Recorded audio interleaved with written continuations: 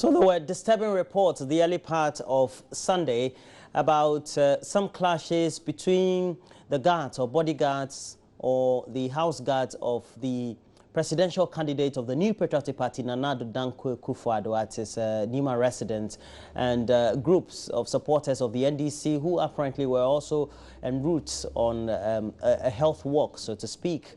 And that resulted in some clashes and ultimately some minor injuries to some supporters of both sides. Well, we also know that there are pictures circulating allegedly indicating that there were gunshots and guns also pulled out in the process. But we have Beatrice Edu, our correspondent, who witnessed the event, and she's here, who will also be touching base with some leading experts on political science and security on the subject to tell us a lot more about what the current impasse or rancor could mean for the main election. And we know the election will be convened on December 7, 2016. It's just about 3 weeks away. How are you, Beatrice? I'm good. Now, particularly, what did you see when you went there? When I went there, I saw a charged group, members of NPP. A lot of them, hundreds of them in party paraphernalia and other party tops and dresses, and basically screaming at what they described as NPP's and NDC's unwarranted attack on the house of their flag bearer, Nima Akufo-Addo. So they were really charged up, and at a point, there was a man who came in to shoot in the air. At a point, he even pointed a gun at the crowd. You witnessed all that? I witnessed all of that. In fact, I had to even run away because of how volatile the situation was at the time. And who was shooting? Which of it was somebody who is seen, alleged to be a member of the NPP security team, a very thick, tall, dark man. He had a gun, very long gun. I don't know which type of gun it was, because I wasn't close enough to him. And he was shooting in the air without anybody, you know, attacking him. He was just shooting in the air. At a point, a number of them moved onto the street, attacking cars that were going. And then the police didn't want to allow that to happen.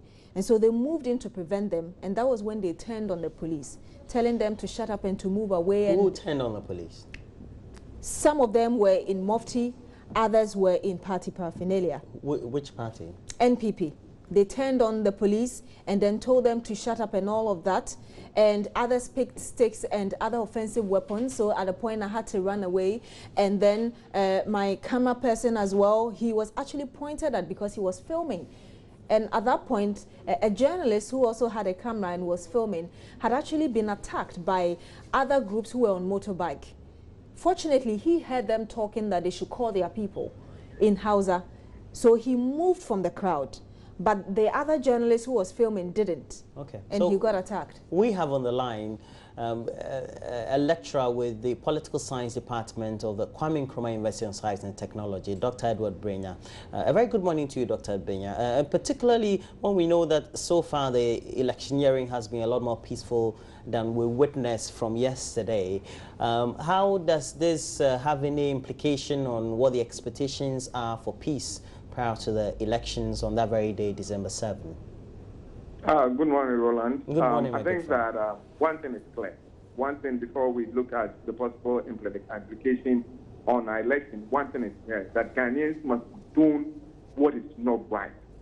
This game of, the whole game of shifting blame, whether it was done by the NDC or was done by the NPP, it's not right. What is wrong is wrong. We are going to an election that we are all praying that it might be peaceful. It does not matter who might have orchestrated it. Whoever, whether it was within groups within the NPP or NDC, whoever did this, is this something that is illegal, something that is endemic to the peace of this country. And I think all groups, both NDC, NPP, and everybody that is concerned about the peace in Ghana should come out widely and condemn it. Okay. It has likely implications. I believe strongly that the security service are taking notice of this, that they are doing everything within their power and within their jurisdiction to make sure that things like this does not escalate to disturb the peace that Ghana is supposed to witness before, during, and after the election. But I strongly want to use this medium to communicate to Ghanaians and all people who are listening that It is unlawful. It is not right. Nobody should even engage in the blame game. We should both come together as a nation, as peace-minded people, and condemn it with all the condemnation that it needs. Okay. So that it does not Dr. Brenya, now particularly when we know this has already happened, then it means that there's a lot more tension between the two parties, especially in the political atmosphere, than we thought there are. Right now, since it is accusation, we should not run away from the fact that the NPP itself has groups that sort of mind disagreeing with each other. We saw some of this thing happening during the Poco Kwamere Japan case.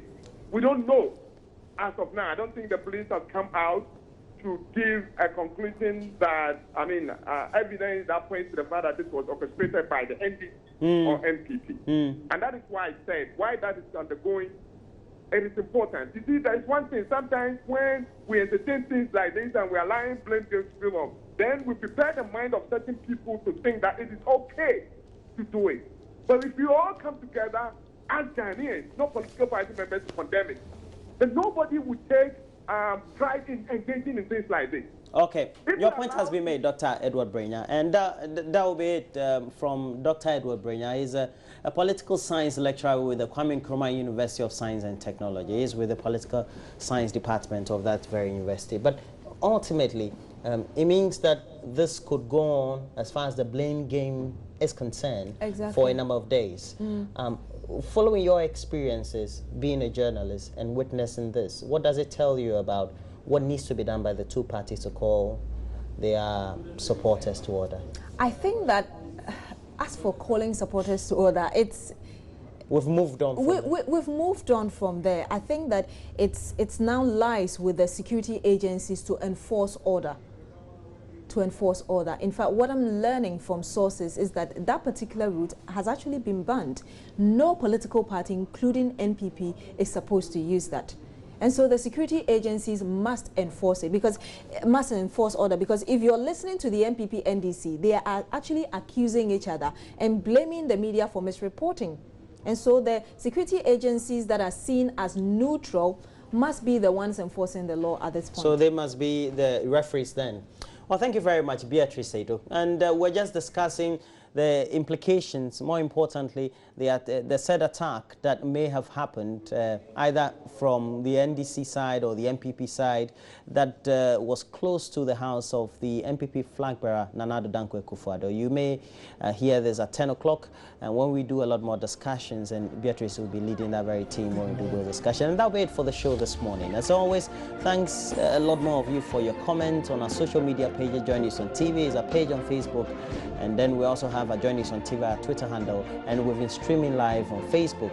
And please, 0560 800,000 is a number for you to always give us a lot more of your comments on WhatsApp throughout the rest of the day. Bye-bye. We hope you enjoy the show. We'll be here same time tomorrow.